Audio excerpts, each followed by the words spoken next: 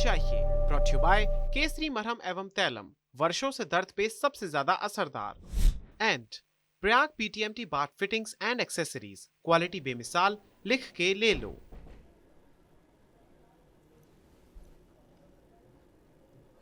उत्तर प्रदेश चुनाव की वो घड़ी आ गई जिसकी प्रतीक्षा में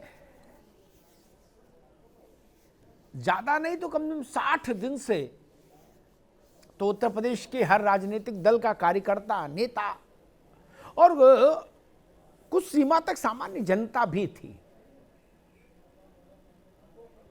सरकार किसकी, किसके माथे रोली चंदन और किसके सर मुकुट। चुनाव की पूरी कसरत का फल यही है ना। जो जीता वो सिकंदर। आज की रात सरकार बनाने का दावा कर रहे दलों के लिए आप सोच नहीं सकते कितनी भारी होती है। उनके मन मस्तिष्क की समूची ऊर्जा एक ही बिंदु पर आकर संकेंद्रित हो जाती है कि कल क्या होगा, ईवीएम से क्या परिणाम आएंगे, कौन सा समीकरण चलेगा, कौन सा समीकरण ध्वस्त हो जाएगा, कौन सा मुद्दा दौड़ेगा, कौन सा मुद्दा पीछे रह जाएगा। और कल के बाद फिर एक दल, एक गठबंधन शपथ ग्रहण और सरकार गठन की तैयारियों में लग जाएगा और दूसरा पोस्टमार्टम में लग जाएगा कि हम कहां चूके और क्यों चूके, कहां गलती हुई कि ऐसी स्थिति हुई। इसीलिए हमने आज लिखा है कि किस किस की नींद उड़ी। आप ये देख रहे होंगे वॉल पे, यही रात अंतिम, यही रात भारी।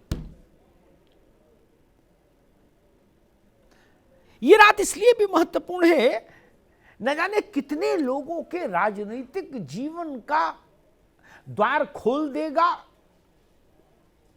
कल का सूर्योदय, और जाने कितने लोगों के राजनीतिक जीवन का द्वार बंद भी कर देगा कल का सूर्योदय। इसलिए रात भारी है। कोई कैसे सोए? 403 सीटें, हजारों उम्मीदवार,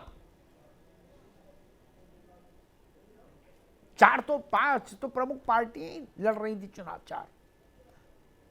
उसके बाद फिर निर्दलीय और छोटे छोटे दल, कुल मिला के सोचिए कितना बड़ा राजनीतिक कुंभ। उत्तर प्रदेश के चुनाव को मैं कई बार कहता हूं कि राजनीतिक कुंभ है ये। और देश में लोकसभा चुनाव के बाद सबसे बड़ा राजनीतिक घटनाक्रम होता है उत्तर प्रदेश का चुनाव। इससे बड़ा फिर कुछ नहीं। भारत में उत्तर प्रदेश के विधानसभा चुनाव से बड़ा केवल लोकसभा का चुनाव ही होता है, बाकी कुछ नहीं। इसलिए भी इसकी विशिष्टता है, इसका एक वैशिष्ट्य है, इसकी एक देश में एक अपनी हैसियत है। और उत्तर प्रदेश के मुख्यमंत्री को भी लगभग ऐसी ही कुछ गरिमा हासिल होती है। यूं सैद्धांतिक तौर पर तो उत्तर प्रदेश का मुख्यमंत्री हो आप या मणिपुर के हो, बात बराबर, मुख्यमंत्री, लेकिन ऐसा नहीं। भारत की राजनीतिक डिक्शनरी में, की व्यावहारिक राजनीतिक डिक्शनरी में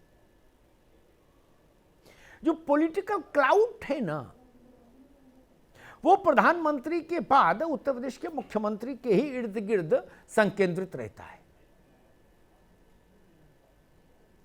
इसीलिए कांग्रेस के उत्तर प्रदेश में, अगर मैं सही याद कर रहा हूं, 13 मुख्यमंत्री हो गए। 13, गोविंद वल्लभ पंत से शुरू करिए और नारायण दत्त जी तक। लेकिन किसी के 5 साल पूरे नहीं हुए। अब कुछ लोग कहते हैं शायद इसलिए नहीं हुए कि क्लाउड टकरा जाएगा प्रधानमंत्री से। औरा टकराएगा, फिर प्रधानमंत्री और मुख्यमंत्री का अगर जम जाएगा, पुराना हो जाएगा, 5 साल पूरे कर लेगा। ये उत्तर प्रदेश की विशिष्टता ही है। वरना मध्य प्रदेश में ऐसी समस्या कांग्रेस को कभी नहीं रही थी, जवाहरलाल जी के समय से लेके और इंदिरा गांधी तक, लेकिन उत्तर प्रदेश में थी। और मुलायम सिंह, कल्याण सिंह, राजनाथ सिंह जैसे बड़े नेता भी उत्तर प्रदेश में 5 साल पूरे नहीं कर पाए चीफ मिनिस्टर की कुर्सी पर। सिर्फ मायावती, अखिलेश यादव और योगी आदित्यनाथ, 3 लोग हैं 21 में से 21 मुख्यमंत्री उत्तर प्रदेश ने देखे अब तक जो 5 साल पूरा कर पाए। और ऐसा तो उत्तर प्रदेश के इतिहास में कभी नहीं हुआ कि 5 साल पूरे करने वाला मुख्यमंत्री अपनी पार्टी को अगले चुनाव में फिर सत्ता में ले आया हो। ऐसा कभी नहीं हुआ। इसलिए अगर कल परिणाम एग्जिट पोल की राह चले तो योगी आदित्यनाथ उत्तर प्रदेश के इतिहास में अब तक का जो इतिहास है, अब तक के जो कीर्तिमान है, उनको पीछे छोड़ देंगे।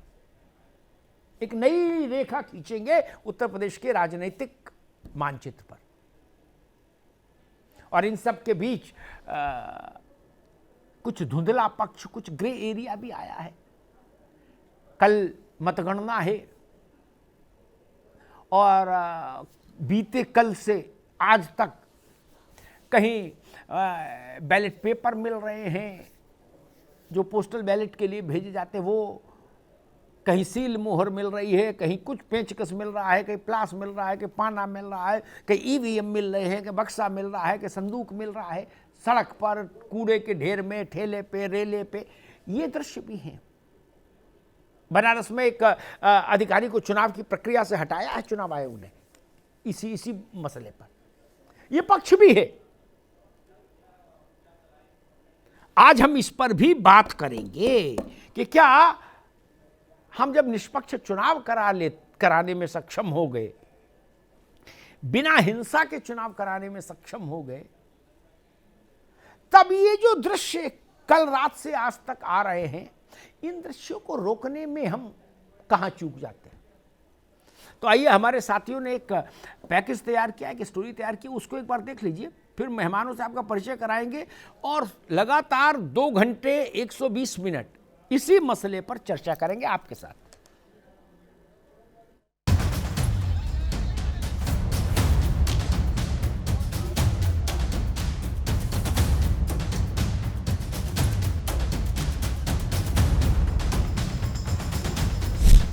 एग्जिट पोल से बढ़े तापमान और ईवीएम पर मचे घमासान के बीच अब रिजल्ट आने में महज एक रात का समय बचा है और रिजल्ट से पहले की ये वो रात होगी जिसमें राजनेताओं को शायद ही नींद आएगी।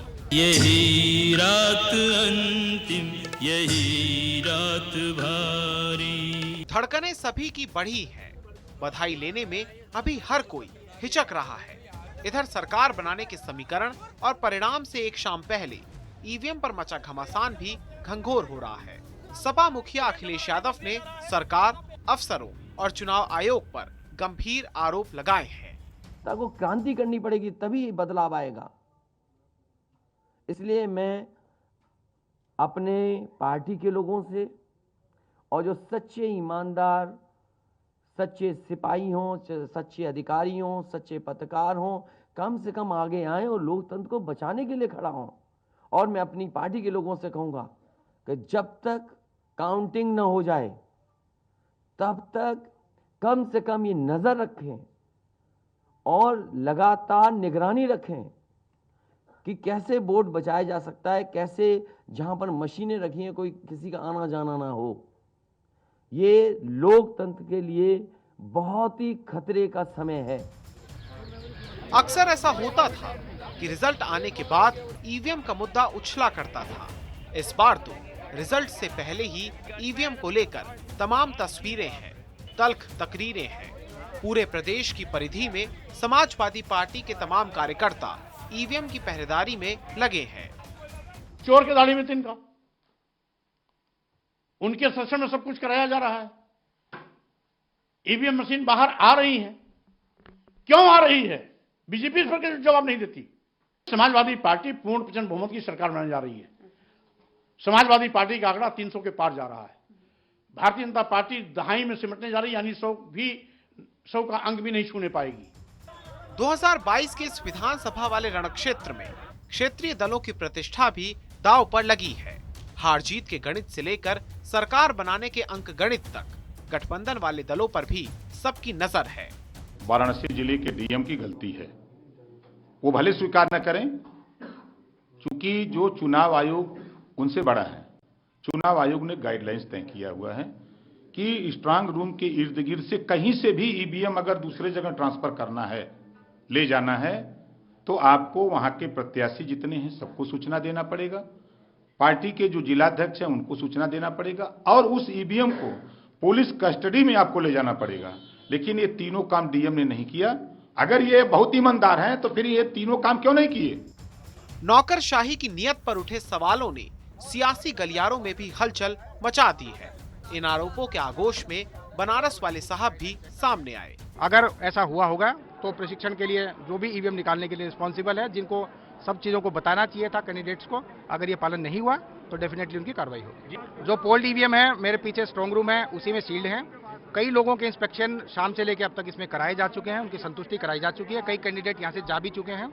जिनकी संतुष्टि नहीं हुई है उनको हम लोग दोनों की अलग अलग लिस्ट सामने प्रोड्यूस कर रहे हैं। जो पोल्ड ईवीएम थी उसकी पूरी हार्ड कॉपी उनको दी जा रही है और जो ये मशीनें हैं 20, इनके नंबर नोट करा के उनको मिलान करा दिया जा रहा है कि ये वह वाली ईवीएम नहीं है जो पोलिंग में गई थी। पोलिंग वाली ईवीएम अंदर बंद है और किसी भी प्रकार से इन दोनों में कोई भी लेना देना नहीं है आपस में। रिजल्ट आने से पहले की लड़ाई अब ईवीएम पर आई तो बीजेपी भी मैदान में उतर आई।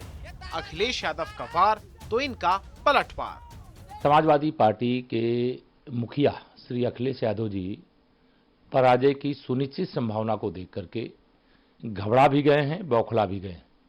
उनके आरोप जो भी हैं वह तथ्यहीन हैं, निराधार हैं और अफवाह फैलाने वाले हैं। मैं सबसे पहले चुनाव आयोग को, पुलिस और प्रशासन को और जनता का धन्यवाद करता हूं। लेकिन श्री अखिलेश यादव जी, आपने यह भी करने की आवश्यकता नहीं समझी। आपने लोकतंत्र को बचाने के लिए आखिरी चुनाव बताया और इसके खिलाफ क्रांति करने की बात कही। एग्जिट पोल से बीजेपी में फिर से जीत का एहसास जागा है तो विपक्ष सुबह के सूरज में उम्मीदों की किरण खोज रहा है। वार पलटवार का सिलसिला भी लगातार जारी है। ये जो अखिलेश जी नई हवा है, नई सपा की बात करते हैं, आप 10 मार्च का इंतजार कीजिए। ये वही हवा है, वही सपा है। जनता जिनसे खफा है, मन बना लिया करना इनको दफा है और 10 मार्च को अखिलेश यादव जी कहेंगे ईवीएम बहुत बेवफा है। और 10 मार्च का भी अखिलेश जी ने इंतजार नहीं किया, 8 को ही कहना शुरू कर दिया ईवीएम बेवफा है। बहरहाल एग्जिट पोल के आंकड़े और अनुमानों के बाद बीजेपी खेमे में जीत की खुमारी है तो वहीं विपक्ष के लिए एग्जिट पोल का एहसास थोड़ा भारी है। कुल मिलाकर आज की रात राजनेता सोएंगे नहीं बल्कि जागेंगे सुबह होने के इंतजार में। इन सब के बीच आंकड़े, अनुमान और अटकलों से परे सवाल यही है कि सुबह का आलम क्या होगा।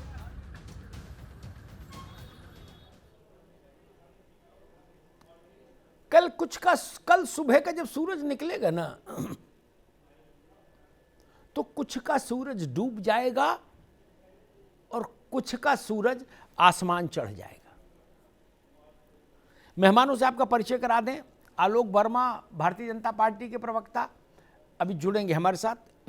एसके मेहंदी प्रदेश सचिव समाजवादी पार्टी हमारे साथ जुड़े हैं, उनका स्वागत है। विकास श्रीवास्तव प्रवक्ता कांग्रेस हमारे साथ हैं, विकास जी का स्वागत है। नावेद शिको राजनीतिक विश्लेषक, नावेद जी का बहुत बहुत स्वागत है।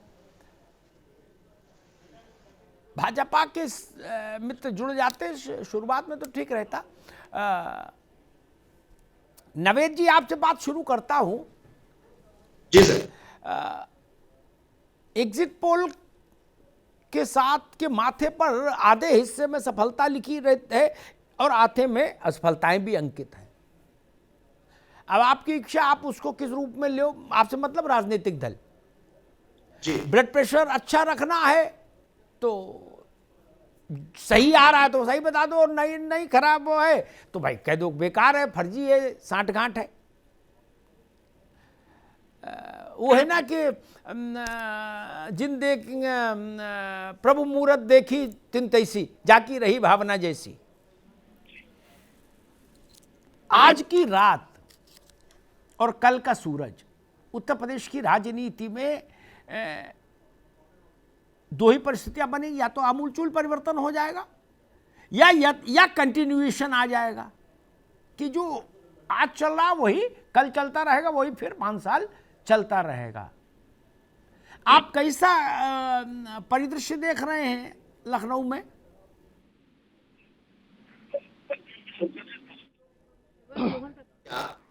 कि ये लड़ाई तो बहुत बड़ी है ही, लेकिन एग्जिट पोल के बाद कई लोगों के पसीने आ गए। एग्जिट पोल ने पूरा माहौल बदल दिया।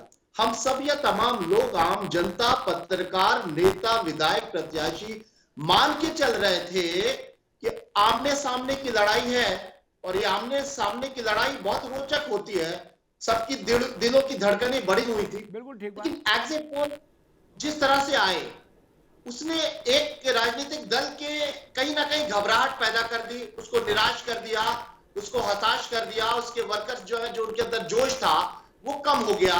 तो जाहिर सी बात है कि उनके जो नेता है, सबसे बड़े जो उनके कमांडर है अखिलेश यादव, का भी घबरा जाना, परेशान हो जाना लाजमी था। और उन्होंने कल प्रेस कॉन्फ्रेंस की और बड़ी अजीबोगरीबी बातें की। उन्होंने कहा लोकतंत्र ही खत्म हो जाएगा, मीडिया बिल्कुल एक तरफा हो गई है, बिक रही है, तमाम इस तरह की बातें जो है मैं समझता हूं कि उन्होंने इतनी ज्यादा बातें कह दी तो शायद उन्हें कुछ शब्दों से परहेज करना चाहिए था।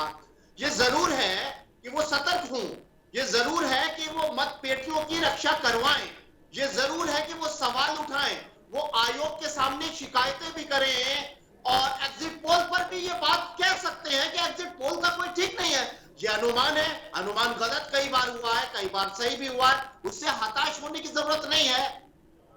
उस पर हम विश्वास नहीं करते, हमारे कार्यकर्ताओं को उस पर विश्वास नहीं करना चाहिए, अपनी मेहनत पर, अपनी परफॉर्मेंस पर विश्वास करना चाहिए। इसको मैं झूठा मानता हूं, यहां तक कह देते। लेकिन ये कह देना कि कयामत के दिन आ गए हैं और लोकतंत्र खत्म होने के दिन आ गए हैं, सब कुछ खत्म हो जाएगा। राजनीतिक दल तो खत्म हो सकता है कोई क्षेत्रीय दल दूसरी तीसरी बार हार जाए तो शायद खत्म हो जाए, लेकिन लोकतंत्र इतना कमजोर नहीं है भारत का। वो एक बड़े नेता है, एक बड़े मुख्यमंत्री, पूर्व मुख्यमंत्री है, मुलायम सिंह के बेटे हैं, उनको कम से कम ये सोचना चाहिए कि लोकतंत्र के खत्म होने की बात नहीं करें। हाँ, ये जरूर है कि सतर्क रहें, बेईमानियां ना हो इसलिए सावधान रहें, पहरेदारी करें, सवाल उठाएं, आयोग के पास जाएं। आयोग अगर उनकी बात नहीं सुन रहा है तो जनता के सामने आए, मीडिया के सामने आए, न्यायालय के सामने आए। लेकिन ये कह के कि लोकतंत्र खत्म हो रहा है, मैं समझता हूं ये बात ठीक नहीं है। जी बिल्कुल ठीक बात है। एसके मेहंदी, क्या समाजवादी पार्टी और खासतौर पर अखिलेश यादव ने कल जरूरत से ज़्यादा रिएक्शन कर दिया, जरूरत से ज़्यादा रिएक्ट कर दिया, और होता है ना कि मतलब ऐसा लगता है कि नहीं ये आदमी सबसे ही नाराज है भाई, सबसे खफा है, बोले ये भी चोर, सारे चोर, सब बेकार। एक ऐसा भाव हो जाता ना आदमी का। नहीं, वो कहता मीडिया भी बिक गई, आयोग भी बिक गया, एग्जिट पोल भी बिक गया, ये भी बिक गया, वो भी बिक गया, बोले सब बेकार हो गया। क्या इस ऐसी प्रतिक्रिया के बिना एग्जिट पोल को नकारा नहीं जा सकता था? एक, या जो बात नवेश शिको कह रहे, ऐसी प्रतिक्रिया दिए बिना क्या ईवीएम की सुरक्षा सुनिश्चित नहीं हो सकती थी? एसके मेहंदी।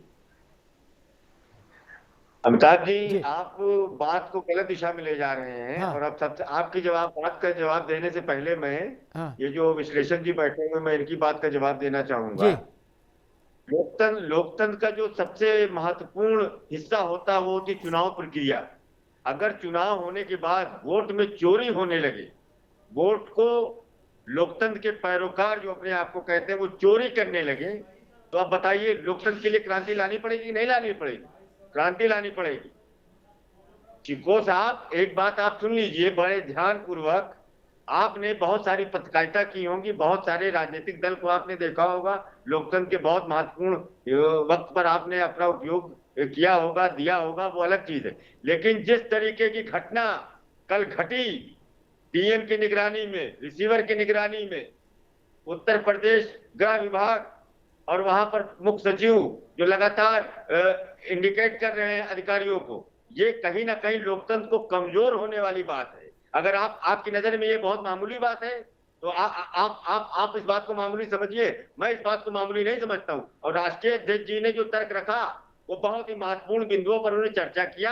उन्होंने कोई ऐसी बात नहीं किया जो बिल्कुल वर्तमान के विपरीत हो। क्या बताइए, वाराणसी के डीएम की लायबिलिटी बनती थी कि नहीं बनती थी? बरेली के डीएम की लायबिलिटी बनती थी कि नहीं बनती थी? जिस तरीके से बैलेट पेपर मैं आपके इस चैनल के माध्यम से अमिताभ जी सिर्फ मौजूदा वर्तमान सरकार से और आयोग से मैं कहना चाहता हूँ और पूछना भी चाहता हूँ, जब रखरखाव का एक नियमावली बनी हुई है, रखरखाव का सिस्टम है, आप कहीं मशीन ले जाएंगे लाएंगे तो जो स्थानीय प्रत्याशी होंगे, जो पॉलिटिकल पार्टी होंगी, उनको आप इन्फॉर्म करेंगे, सारे लोग आएंगे, उसके बाद उसको कहीं लाने ले जाने काम करेंगे। क्यों इस तरीके से बताइए, छोड़े वाली गाड़ी पर। ठीक है, इसके मैं एक सवाल जरा कांग्रेस से भी ले लूं, फिर आऊंगा आपके पास, फिर आऊंगा समाजवादी पार्टी के पास।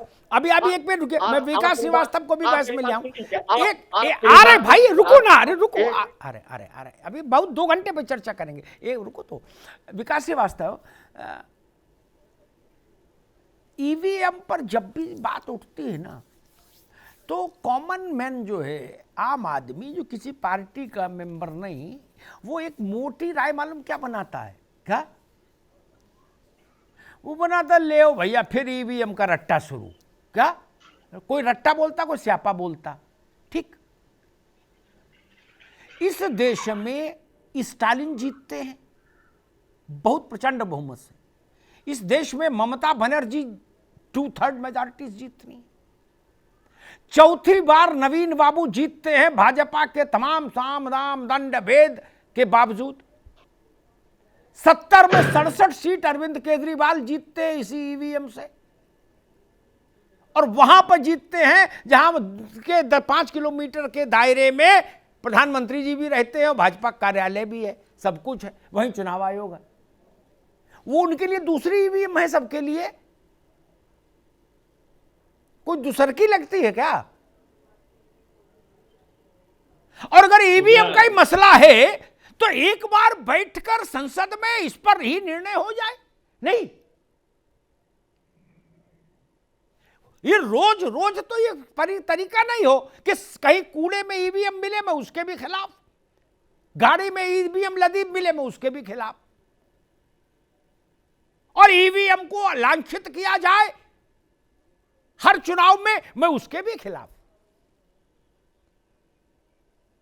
क्या ये खामियां सुधर नहीं सकती? ऐसे तो जनता, आम आदमी को लगेगा कि यार ये चुनाव हो रहा है कि मजाक हो रही है। विकास श्रीवास्तव, ये जो लोग मैंने नाम गिनाए आपको, ये लोग भाजपा के बहुत प्रबल विरोधी हैं। सामान्य विरोधी तो सब हैं विपक्ष में, लेकिन ये प्रबल विरोधी वाले हैं, और मुझे नहीं लगता ममता जी से ज्यादा प्रबल विरोधी कोई हो भाजपा का देश में। जी देखिए अमिताभ जी, लोकतंत्र में संवैधानिक संस्थाओं को की निष्ठा, ईमानदारी को बचाए रखने का काम सरकार का, ब्यूरोक्रेट्स का होता है। जी आप देख रहे हैं पिछली बार से जब से ये ईवीएम का विषय उठा है तो खामियां अनियमितता दिख रही है। बार बार कभी ईवीएम इसी चुनाव के समय में क्यों ट्रेनिंग वाली ईवीएम यहाँ से जा रही है, अब उसकी सफाई दे रहे हो कि वो ट्रेनिंग के लिए है, उस ईवीएम में निष्प्रयोज्य है, उसका कोई रोल नहीं है। ये सारी चीजें, ये भावनाओं को भड़काने वाला प्रयास नहीं है क्या?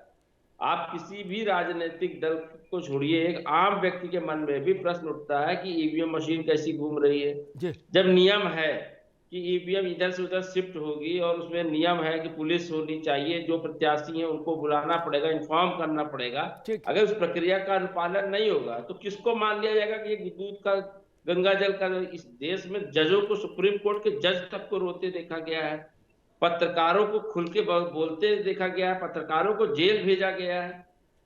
लोकतंत्र बचा कहाँ है कि जिस ठीक पर शक ना हो। ठीक नहीं, और बंगाल अगर में बचा कि नहीं? जागरूक अरे होना, भाई मैंने इसको रोना नहीं 5-7 कहते। राज्य गिनाए जागरूक आपको, होना, आप देश उस पर, के स्वाभिमान अरे भैया आंदोलन विकास के बाबू संविधान आपकी को बात आ बचाना, इस गई। देश मैंने के लोकतंत्र को 5-7 बचाए बड़े रखने राज्य पर आंखें खोल देश के के रखना, गिनाए इस आपको, ठीक। बात पर निगाह अरे मारेगी नहीं रुको भाई होगी। रुको, भाजपा के प्रवक्ता आलोक वर्मा जी आ गए हैं, उनसे भी राय लेंगे। मैंने 5-7 बड़े राज्यों के चुनावों पर बात सामने रखा था, लेकिन उस पर विकास ने अपने को अलग रखा, उस पर टिप्पणी करने से खुद को बचाए रखा, जिसमें तमिलनाडु जैसा बड़ा राज्य था, जिसमें बंगाल जैसा बड़ा राज्य था, ठीक है ना, तो उनको उसमें लगा, उसमें नहीं। खैर, आलोक वर्मा, ईवीएम में झोल है नहीं है? चुनाव आयोग ने एक बार कहा था कि भाई सब लोग आओ, जिन जिन को ये लगता है कि हम ईवीएम में छेड़छाड़ कर सकते, करके दिखाओ, अपने साथ एक एक साइंटिस्ट लाओ, कोई गया नहीं, वो भी प्रसंग है, ठीक, वो सारी बातें एक तरफ। लेकिन मैं उत्तर प्रदेश के उन, रुक जा विकास बाबू रुको, मैं उत्तर प्रदेश के उन अधिकारियों से भी बहुत ज्यादा खफा हूं। वो या तो मूर्ख हैं या दुष्ट हैं, दोनों में से एक चीज तो है। या तो मूर्ख है व्यक्ति तो पद पर क्यों है, या दुष्ट है तो भी पद पर क्यों है? हम कह रहे हैं वो कायू निष्प्रयोज्य हैं, उनका कोई लेना देना नहीं, उन ईवीएम को बेच के मूंगफली खानी है, चलो मान लिया, तो भी आज ही निकालने की क्या जरूरत थी? 10 तारीख निपट जाती तो नहीं कर सकते थे? ये बरेली में पता लग रहा है जी, ये जो पोस्टल बैलेट की गड्डी है वो मिल रही है सड़क पर, कहीं कूड़े में मिल रही है, कहीं सील मुहर मिल रही है, कहीं गाड़ी में पेचकस। फिर तर्क क्या दिया जा रहा कि गाड़ी पेचकस से ऐसा नहीं हो सकता। अरे चाचा, तो गाड़ी में पेचकस वहां गया क्यों? क्या ये नहीं कह सकते भाई गाड़ी में पेचकस और स्क्रू ड्राइवर लेके मत चलो, यहां खड़े हो? ये ट्रक में बक्से लदाना मतगणना से 2 रात पहले, स्वाभाविक परिस्थितियां बदलेंगी और इस ढंग के सवाल उठेंगे।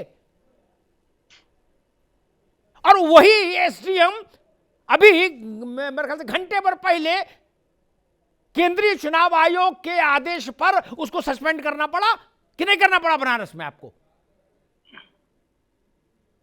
करना पड़ा ना? क्या तमाशा हो रहा है आलोक वर्मा? हमारा वोट तो पवित्र रहना चाहिए और पवित्र दिखना भी चाहिए कि पवित्रता है। मसला मेरे लिए महत्वपूर्ण है कि अखिलेश यादव प्रेस कॉन्फ्रेंस करे तो बात उठे, कोई प्रेस कॉन्फ्रेंस ना करे, ये सब करे, उससे फर्क नहीं पड़ता मुझे। लेकिन ये जो चित्र चल रहा है हमारे टीवी स्क्रीन पर, ये चित्र तो ठीक नहीं है। वोटिंग से ये काउंटिंग से पहले मुरादाबाद में झगड़ा हो रहा है एसडीएम से, तहसीलदार के पास गड्डियां पकड़ी जा रही बैलेट पेपर की। क्या कर रहे हैं लोग?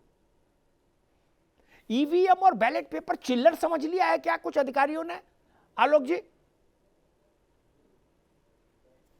मैं अमिताभ जी, सवाल ये भी उठता है कि नहीं, पहले जो मैंने सवाल बताया उसका उत्तर दे दो, फिर अपना सवाल उठा देना ना। पहले मेरे सवाल का उत्तर दे दो, फिर अपने वाले उठा लेना, है ना? पहले मेरे सवाल का उत्तर दे दो। अमिताभ भाई, इसमें कहीं कोई शक नहीं जी कि चुनाव आयोग को इन सारी चीजों पर इसका ध्यान रखना चाहिए। इलेक्शन एक सुस्ता के माहौल में हो, सबको उस पर भरोसा हो, आम आदमी भी उस पर भरोसा करे और सियासी दल भी उस पर भरोसा करे, ये निश्चित रूप से होना चाहिए। और जिस तरीके की प्रक्रिया का पालन होना चाहिए वो उसे करना चाहिए। अब मैं क्योंकि चुनाव आयोग का प्रतिनिधि नहीं हूं, ना बनारस के डीएम का प्रतिनिधि हूं, उनका प्रवक्ता भी नहीं हूं, वहां किस तरीके की परिस्थितियां थी, किस तरीके की जरूरत थी और किस तरीके का हंगामा वहां मचा, वो दूसरा इशू है। आलोक वर्मा, आपसे ये सवाल में एक मिनट मैं बड़ा लॉजिकल बहस करता हूं। अभी मैंने उतना ही तीखे सवाल मेहंदी से भी पूछे थे, है ना? मुझे टिकट थोड़ी ना लेनी किसी से, इसलिए आपसे ये सवाल पूछ रहा हूं इस अंदाज में, क्योंकि आप ही डिफेंड करने, आपसे मतलब आपके ही बड़े नेता डिफेंड करने क्यों उतरे? केशव जी को क्या जरूरत थी डिफेंड करने के लिए कि मैं सारे अधिकारियों को धन्यवाद देता हूं, सबका अच्छा काम कर रहे हैं और अखिलेश जी हताश है, निराश है। केशव मौर्य को फिर यह कहना चाहिए था भाई अखिलेश जी और अधिकारियों के बीच की बात है, जिसने गलती की उसको सजा मिलेगी, आयोग देगा, हमसे क्या लेना देना। वो अधिकारियों के साथ अगर खड़े होंगे तो सवाल पूछा जाएगा ना। आप समझ रहे हैं ना? इसलिए आप भाग नहीं सकते, इसलिए आप ये नहीं कह सकते कि मैं चुनाव आयोग का प्रतिनिधि नहीं हूं। तो केशव मौर्य और स्वतंत्र देव को फिर बीच से हटना चाहिए था। वो कहते चुनाव आयोग और अखिलेश जी का मसला है, मुझसे क्या लेन देना, ऐसा कहना चाहिए था ना।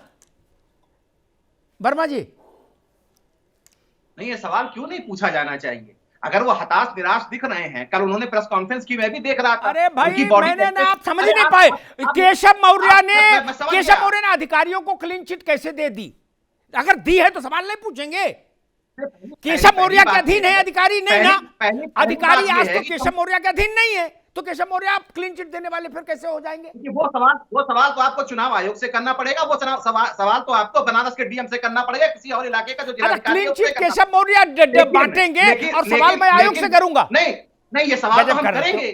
कल हम प्रेस कॉन्फ्रेंस सुन रहे थे, प्रेस कॉन्फ्रेंस में जिस तरीके से अखिलेश यादव निशाना साध रहे थे, किसी ने एक सवाल किया, किसी पत्रकार साथी ने सवाल किया कि बीजेपी के प्रदेश प्रवक्ता ने ये कहा, आपने किस तरीके से उसको कहा? आपने कहा गली नुक्कड़ के आदमी का आप नाम लेते हैं। राजतंत्र तो है नहीं, है लोकतंत्र है। लोकतंत्र में अगर पार्टी का प्रवक्ता है तो पार्टी का चेहरा भी है और सवाल भी पूछेगा। और ये कोई पार्टी का सुप्रीम नेता अगर इस तरीके का जवाब देता है, सवाल पूछने वाले को आप कहते हैं उसको सूट करते हैं।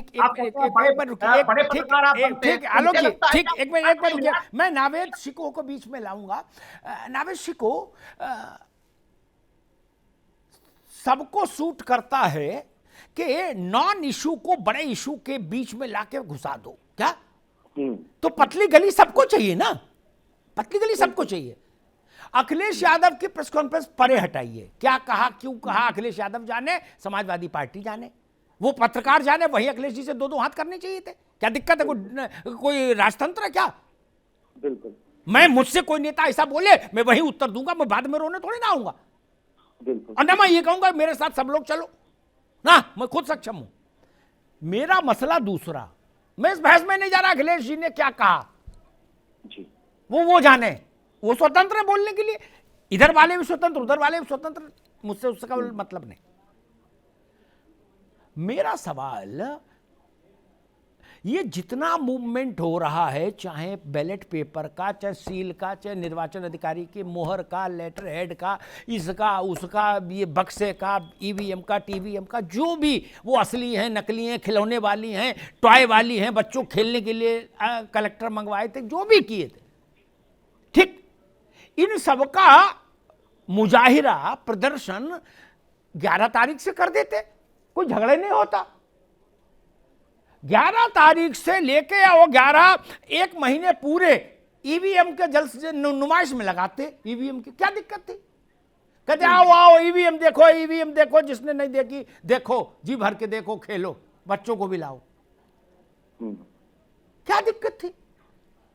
ये अभी क्यों किया? जिससे संदेह पैदा हो, कुछ है नहीं है ये जाने सुशील चंद्रा जी, चुनाव आयुक्त।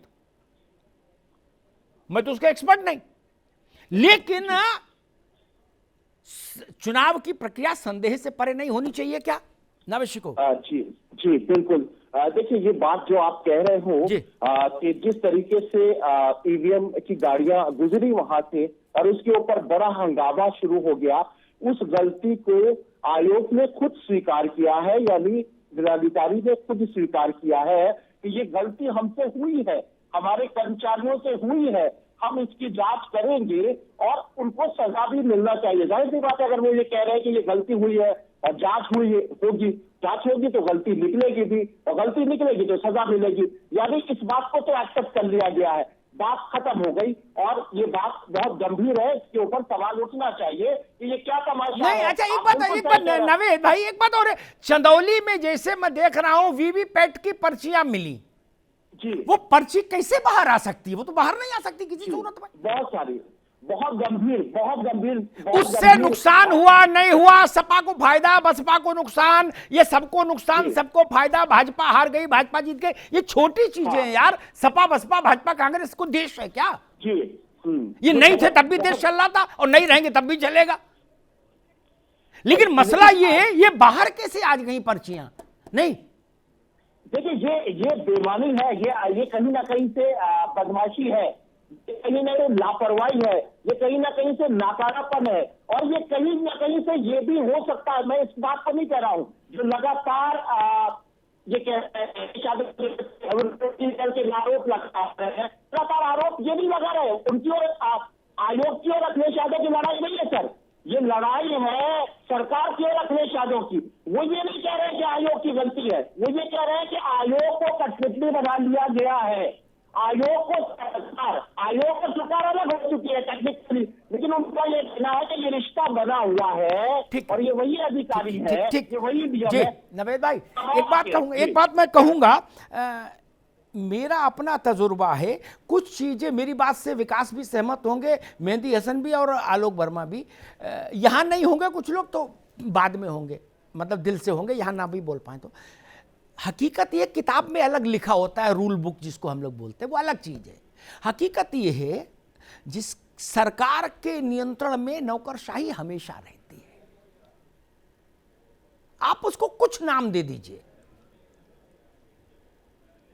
आपको याद है जब चुनावों में मतदान स्थलों पर पैरामिलिट्री फोर्स नहीं लगती थी, वो दौर याद है ना नवेश को?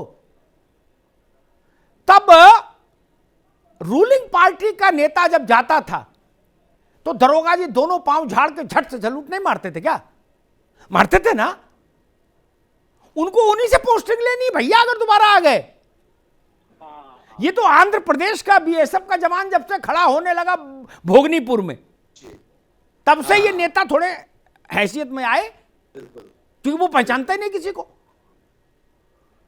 इसलिए सरकार पर भी आक्षेप आता है। वर्मा जी, ये बात आप समझते कि नहीं कि सरकार पर आक्षेप आएगा? सरकार आक्षेप से परे नहीं हो सकती, और खास तौर पर अगर मसला ये आयोग और सपा के बीच में था तो फिर बीजेपी को एज ए पार्टी बीच में नहीं आना चाहिए था, ये कहने के लिए कि हम सारे प्रशासन को सबको बधाई देते हैं इतना निष्पक्ष चुनाव कराने के लिए।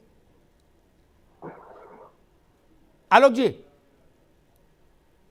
मुझे लगता है समाजवादी पार्टी के नेता गए थे चुनाव आयोग के दफ्तर में, अपनी अर्जी भी और अपना जो उनकी जो बातें थी वो भी उनके सामने रखी गई। लेकिन अगर चुनाव आयोग को कुछ इसमें दोष नजर आता तो वो कार्रवाई करेगी, इसमें निश्चित रूप से हमारा कहीं कोई लेना देना नहीं है। हमारा तो सवाल केवल इतना है कि जब आप हारते दिख रहे हैं रिपोर्ट्स में, तब आप कह रहे हैं कि ईवीएम गड़बड़ है, ईवीएम गड़बड़ है, ईवीएम गड़बड़ है। उससे पहले 7 दौर का चुनाव हुआ, कई बार भारतीय जनता पार्टी के नेता, समाजवादी पार्टी के नेता, कांग्रेस के साथी और दूसरे दलों के साथी साथ साथ बैठे, चुनाव आयोग के प्रतिनिधि भी साथ बैठे। जब आपको उस समय ईवीएम के ऊपर शक नहीं था, जब नतीजा निकलने लगता है, रिजल्ट निकलने लगता है, आपको दिखता है कि भारतीय जनता पार्टी आगे बढ़ रही है, तब आप कहते हैं कि ना ना ना ना ये हमारी हार नहीं है, तो ईवीएम का दोष है, ईवीएम का दोष है। तो मुझे लगता है कि अगर आपको ईवीएम का दोष, ये तो हम पहले भी कह रहे थे, हमारे बहुत सारे नेता कह रहे थे कि जब 10 मार्च को नतीजा निकलेगा, अभी तो ये शोर कम है, जरा अभी कल आने दीजिए ना, कल जब नतीजा निकल के सामने आएगा तब और जोर से चिल्लाएंगे कि पूरे देश का, पूरे प्रदेश का ईवीएम गड़बड़ था इसलिए हम हार गए। तो मुझे लगता है कि आपको ईवीएम का दोष देखने की जगह अपने आप को देखना चाहिए कि हमारे अंदर दोष क्या है। ठीक है, आलोक वर्मा रुकिए, मैं इसके मेहंदी कुछ कहना चाह रहे हैं, उनसे जवाब ले ले। एक बात मैं अपनी तरफ से रखता हूं, बाकी जो भाजपा ने कहा उसका उत्तर आप देंगे।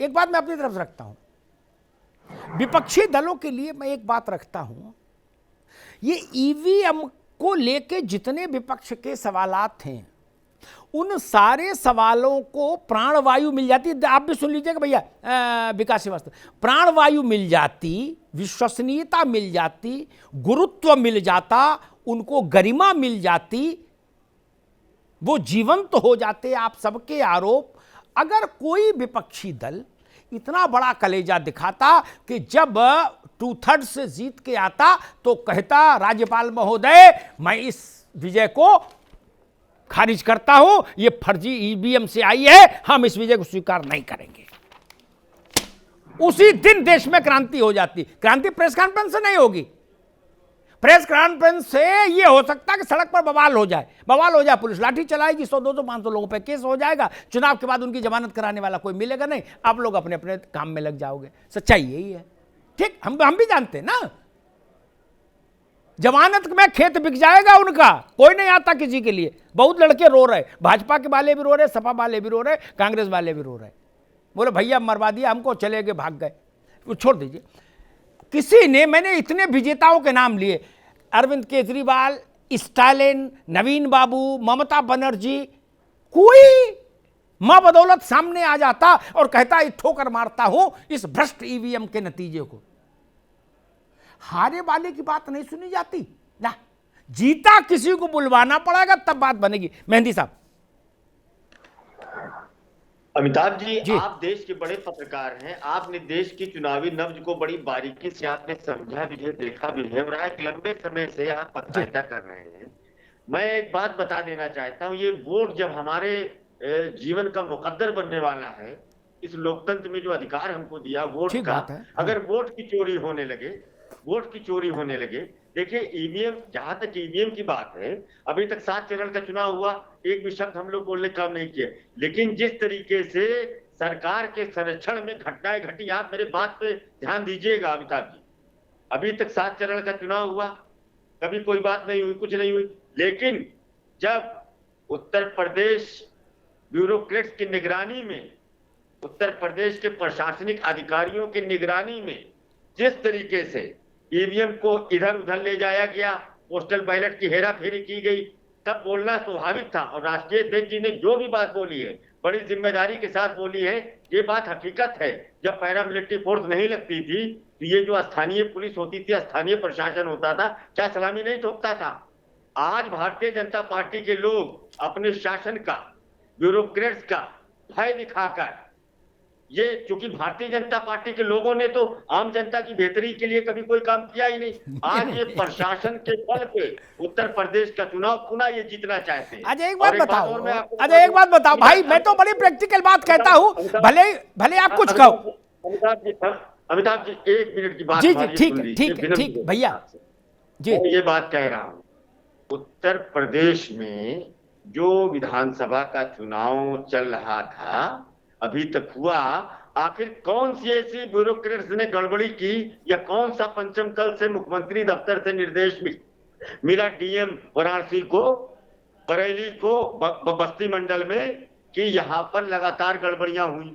ये जब चुनाव आयोग की गाइडलाइन में है, जब आप कोई मशीन या कोई आप जो रिजर्व में मशीन रखते हैं उसको भी कहीं लाएंगे, ले जाएंगे, तो पुलिस निगरानी में ले जाएंगे और स्थानीय प्रत्याशियों को और पॉलिटिकल पार्टी को इन्फॉर्म करके उनको कॉन्फिडेंस में लेकर ये करेंगे। इन्होंने कैसे कर दिया? मुख्यमंत्री जी, उत्तर प्रदेश के जो प्रशासन के लोग हैं, जो ब्यूरोक्रेट्स हैं, ये पूरे तरीके जिम्मेदार हैं, और शर्म आती है मुझे ऐसे लोकतंत्र पर, जिस लोकतंत्र के पैरोकार हमारे शिको साहब जैसे लोग कहते हैं लोकतंत्र खतरे में नहीं। इससे ज्यादा लोकतंत्र खतरे में क्या हो सकता है? इससे ज्यादा लोकतंत्र खतरे में क्या हो सकता है? अच्छा रुके मेहंदी, ऐसे मेहंदी रुके, मुझे एक ब्रेक लेना है 20 सेकंड का, उसके बाद में आलोक वर्मा से पूछूंगा कि भाई समाजवादी पार्टी कह रही है अब लोकतंत्र खतरे में आ गया और इससे ज्यादा खतरे में और आ नहीं सकता लोकतंत्र। 20 सेकंड बाद आएंगे। आलोक जी तब तक सोच के रखिए कि कितना खतरा आ गया और कितना बाकी है। लीक करेगा? नहीं करेगा सर। लीक करता है, रोज करता है। कभी नहीं करता सर। प्रयाग पीटीएमटी पहुंचे थे सर, ये कभी लीक नहीं करता है, लिख के रख लो। ये तो मैं भी जानता हूँ। प्रयाग क्वालिटी बेमिसाल, लिख के ले लो। क्या आप जानते हैं दवा प्लास्टिक से रिएक्ट करता है, इसलिए केसरी मरहम व तैलम सिर्फ कांच की बोतल में ही आता है, जिससे दवा की शुद्धता बनी रहती है। केसरी मरहम व तैलम 1957 से दर्द पे असरदार। क्यों बे, लीक करेगा? नहीं करेगा सर। लीक करता है, रोज करता है। कभी नहीं करता सर। प्रयाग पीटीएमटी पहुंचे थे सर, ये कभी लीक नहीं करता है, लिख के रख लो। ये तो मैं भी जानता हूँ। प्रयाग क्वालिटी बेमिसाल, लिख के ले लो। केसरी मरहम सिर्फ मरहम नहीं, इतिहास है।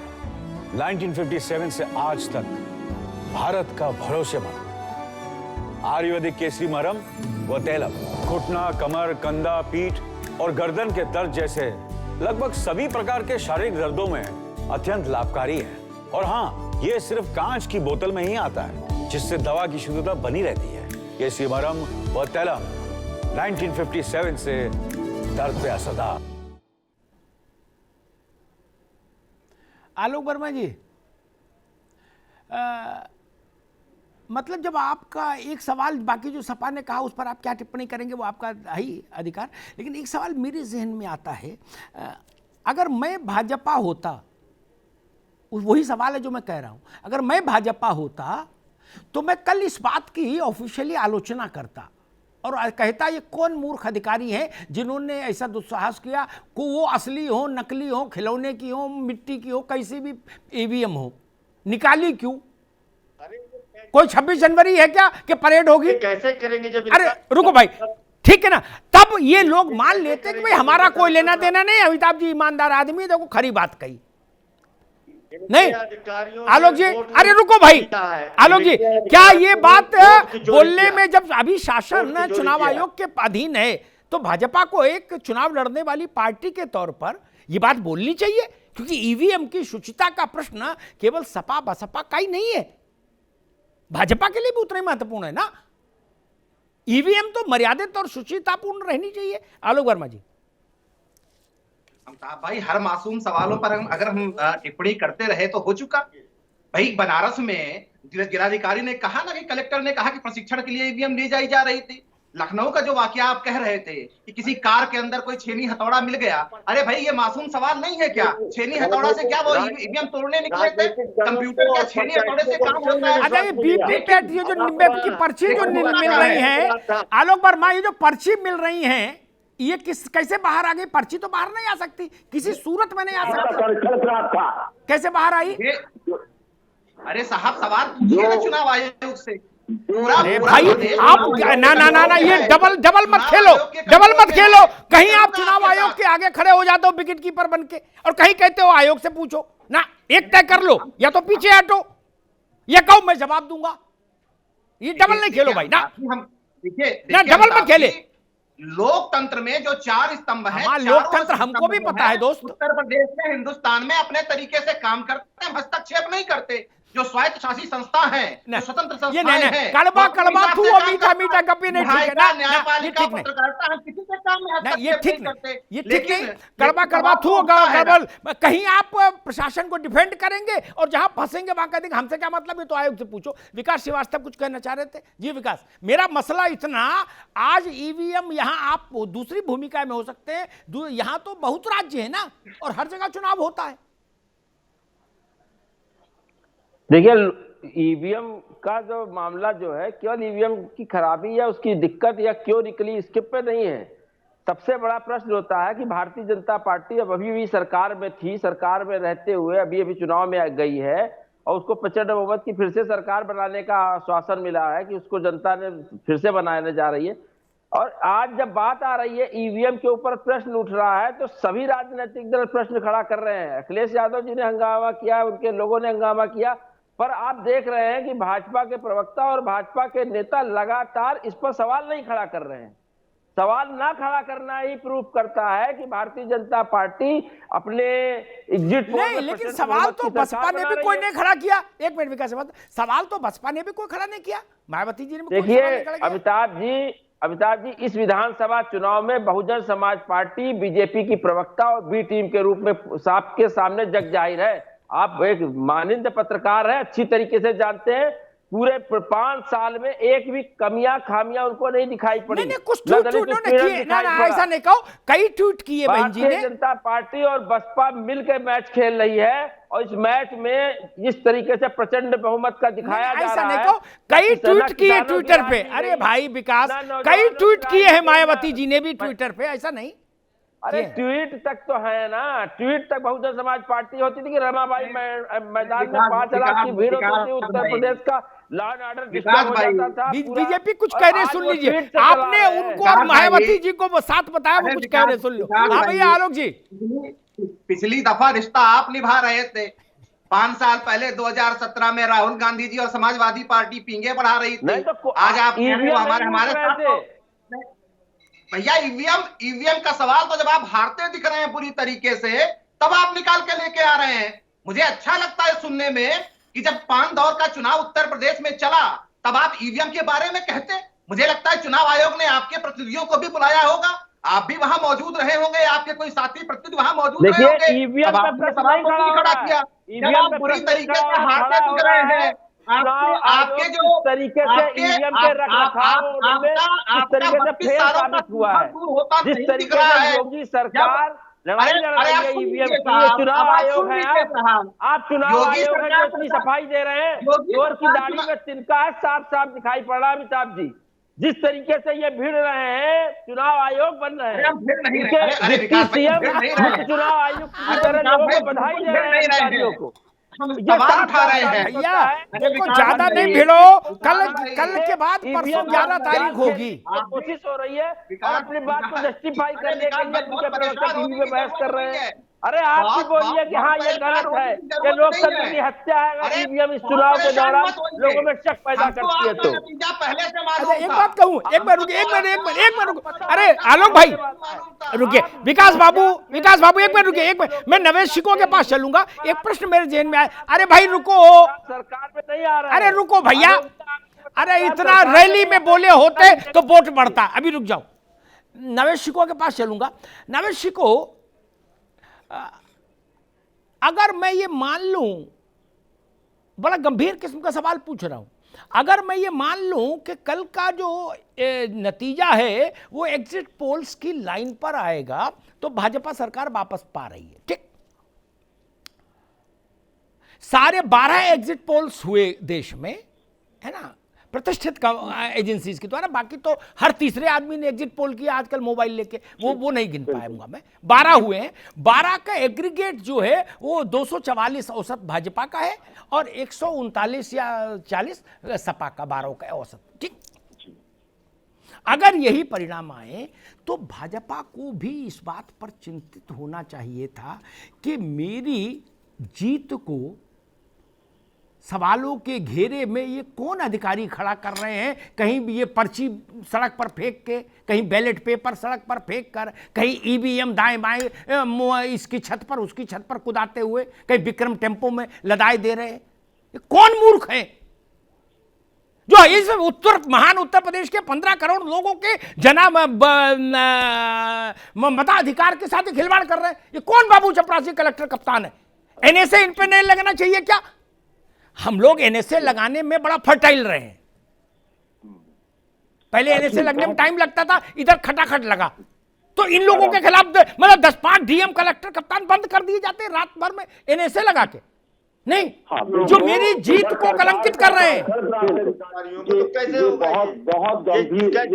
अरे रुको भाई, नावेश को मैं समझता हूं कि ये पूरे चुनाव का जो एक टेस्ट होता है, जो एक मजा होता है, जो इसकी गंभीरता होती है, उसको धूमिल किया है इन अधिकारियों ने। और दोनों पक्षों के ये खतावार हैं। जैसे बात हो रही है विपक्षी खेमा सवाल उठा रहा है, तस्वीरें दिखा रहा है, फोटो दिखा रहा है। आपने बहुत बड़ी बात कही कि ये सत्ता पक्ष के लिए भी घातक है कि जो उनके अपनी परफॉर्मेंस के ऊपर वो लोकतांत्रिक तरीके से चुनाव अगर जीतेंगे तो उस पर ये कलंक और यह सवाल होंगे कि कहीं उन्होंने बेईमानी तो नहीं कराई थी। अरे भाई, सवाल इस बात का है कि अगर वो बेईमानी करा भी रहे तो इतनी फोड़ता तो उसकी नुमाइश करें। या ये भी हो सकता है कि ना बेईमानी करा रहे हैं ना वो सही काम कर रहे हैं, लेकिन वो ऐसा है कि वो खाए नहीं मुर्गा, कर लगाएंगे। मुर्गा नहीं खाया, कर लगाया कि मैंने मुर्गा खाया। यानी वो दिखा रहे हैं कि मैं बेईमानी कर रहा हूँ, प्रमाण दे रहे हैं, तस्वीरें दे रहे हैं। पूरे देश में फोटो वायरल हो रहा है कूड़ेदान में पहले रखे हुए।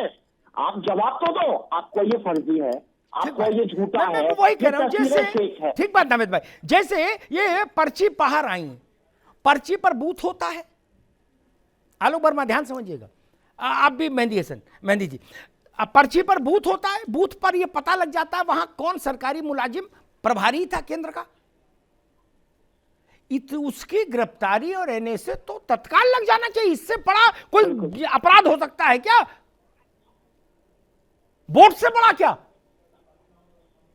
मैं तो चुनाव आयोग से भी हैरान हूं, क्या कर रहे हैं वो भी वहां।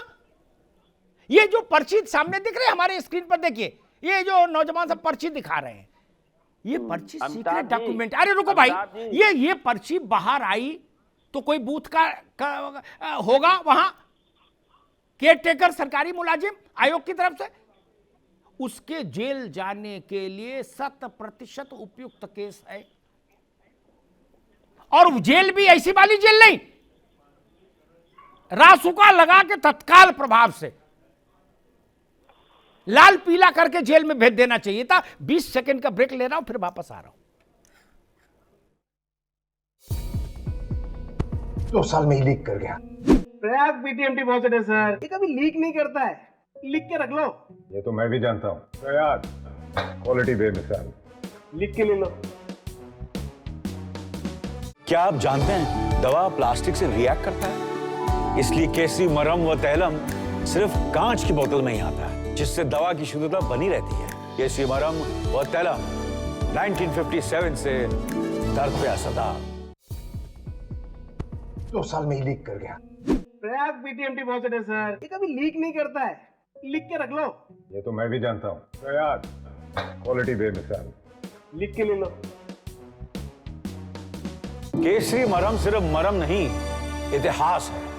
1957 से आज तक भारत का भरोसेमंद आयुर्वेदिक केसरी मरहम व तैलम घुटना, कमर, कंधा, पीठ और गर्दन के दर्द जैसे लगभग सभी प्रकार के शारीरिक दर्दों में अत्यंत लाभकारी है। और हाँ, ये सिर्फ कांच की बोतल में ही आता है, जिससे दवा की शुद्धता बनी रहती है। केसरी मरहम व तैलम 1957 से दर्द पे असरदार। आलोक जी, जिस एग्जामिनेशन सेंटर पर नकल हो पकड़ी जाए 2 बच्चों के पास ही सही, और वहां इम्तिहान दे रहे हो 2000 और 2 ही के पास कुंजी पकड़ी गई, ठीक, तो जिसने ईमानदारी से परीक्षा दी और जिसके 80% नंबर आए वो भी दागदार हो गया। वो कहेंगे अच्छा उसी सेंटर से पास हुए थे ना जिसमें वो नकल वाले पकड़े गए थे ना। हाँ, मैं समझ गया भैया, ठीक। ये बात तो व्यवहारिक जगत में बिल्कुल दुरुस्त है, इसमें तो कोई किंतु परंतु नहीं। आलोक वर्मा, अमिताभ भाई, उत्तर प्रदेश में किसी भी इलाके में जहां चुनाव की शुचिता संदिग्ध होती है, निश्चित रूप से सवाल खड़े होते हैं। उसका सवाल जो है मुझे लगता है कि चुनाव आयोग ही बेहतर तरीके से दे सकता है। विकास भाई बहुत बातें कर रहे थे, मैं उनको बहुत गंभीरता से सुन रहा था। मैं तो चाहूंगा जब भी उनको लगे कि उत्तर प्रदेश की में लोकतंत्र को किस तरीके से आगे बढ़ाया जा सकता है, किस तरीके से लोगों पर वो भरोसा कर सकते हैं, किस तरीके से वो संस्थाओं पर भरोसा कर सकते हैं, उस भरोसे को कायम करने के लिए हमारा साथ उनको कब चाहिए, किस तरीके से चाहिए, मैं तो उनके साथ खड़ा हूं। लेकिन ये सवाल भी मेरा है कि जब वो हारते दिखते हैं, जब दूसरी पार्टियां हारती दिखती हैं, तब ईवीएम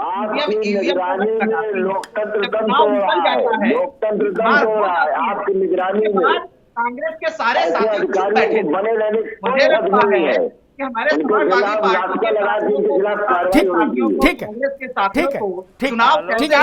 मैं समय कम है, आलोक वर्मा समय कम है, मैं कहूंगा, ठीक है, रुकिए भाई, रुकिए, समय कम है। एक बात कहूं, ये तर्क ये तर्क यहाँ एप्लीकेबल नहीं। आप पूर्व, अरे भाई, जब मतगणना कल है और उससे 2 दिन पहले ईवीएम का मूवमेंट होगा, तब सवाल भी तभी उठेगा।